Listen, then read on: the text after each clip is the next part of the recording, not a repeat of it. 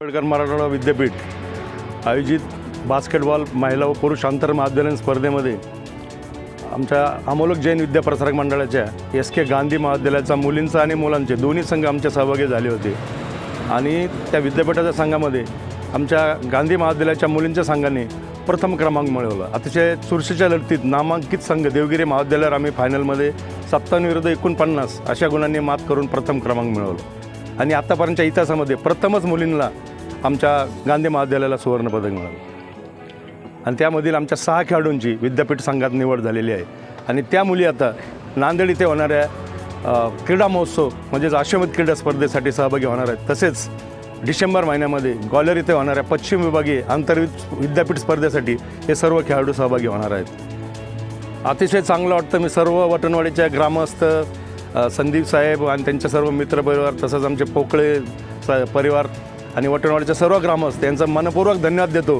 की इतक्या खेडेगावामध्ये एवढं खेळाचं वातावरण केलं आणि विशेषतः मुलींना एवढं प्रोत्साहन देणं ही खरंच अभिमानाची आणि कौतुकाची बाब आहे। असेच पालक जर मुलींच्या मागे उभा राहिले तर अनेक महिला खेळाडू निश्चित पुढे आल्याशिवाय राहणार नाहीत असं मला वाटतं।